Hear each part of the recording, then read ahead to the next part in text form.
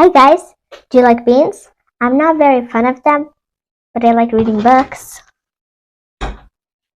Today we're reading The Cool Bean. The Cool Bean.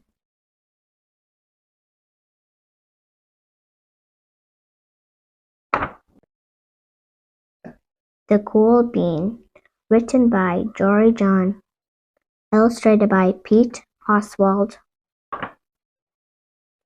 Watch out!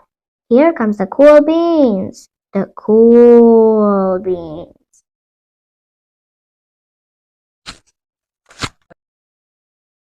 Oh yeah, check out how they move. Look at the way they swagger. Notice their sunglasses. Yow! The cool beans are known all over school, from house to house, across town, beyond country lines. In the olden days, last year, we were all in one big pod of beans. We're a mixed bag, but somehow it worked. Yep, those were the good old days. And then we stopped seeing each other as much. That's just how it is sometimes. You spend less time together, even though you're not totally sure why. I watched as the beans I knew so well, the beans from my own pod, became the cool beans. Oh, they were so cool. One of them could play the guitar. Cool. One of them could draw the best superheroes. Cool. One of them could jump higher than any bean I'd ever known. Cool. Me? Well, I mostly stayed the same. Sure, I made some small changes. I wore sunglasses. Too big. I slicked my hair back. Too slick. I strutted around. Ow!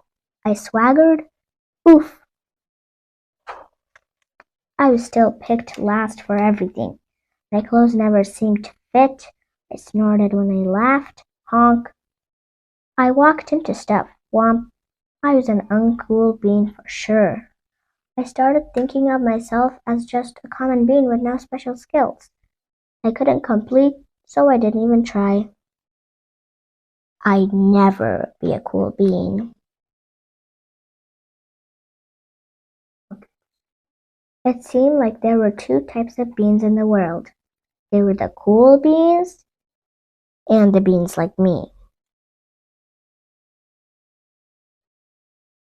The days all blended together.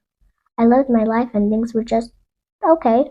I took tests and ate lunches and mostly kept to myself. The cool beans continued being cool. I mean, sure, I missed them a bit. But it's not like I was going to say anything. I felt like all that coolness had gotten in the way of our friendship. And that's how it went. Until one day, I was in the cafeteria. I dropped my lunch on my loafers. Oh no, not again. But then something sort of miraculous happened. Out of nowhere, one of the cool beans helped me clean it up. He didn't even say anything. He just gave me a nod. That was it. Later, I was out on the playground. I tripped and scraped my knee. I maybe cried a little bit and everybody saw it. Another one of the cool beans came to my side and, without a word, he dusted me off. That afternoon, I was sitting in class. I wasn't really paying attention. I didn't notice, but our teacher had called on me. Everybody stared. I sat there in silence. Nobody said anything. And then everybody just laughed at me.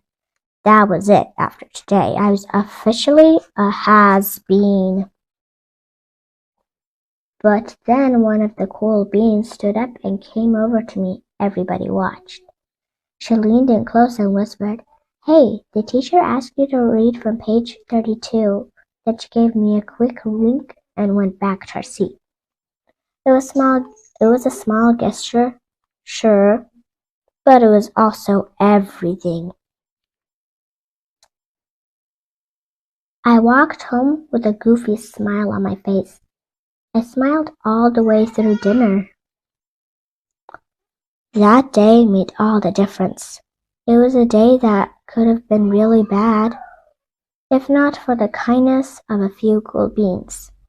It gave me a shred of confidence. That shred of confidence has continued to grow. Somebody had my back. Or a few somebodies. After that, I started hanging out with the cool beans again. How have you been? Get it? How have you been? Not all the time, but sometimes. At lunch, after school, even on the weekends. Throughout all of this, I realized that it's not about how you look or any other of that silly stuff. It's about a wink or just a nod or a smile at just the right moment. It's about dusting somebody off, helping them up again, and pointing them in the right direction. You need a hand? Yes, please. Now that's cool.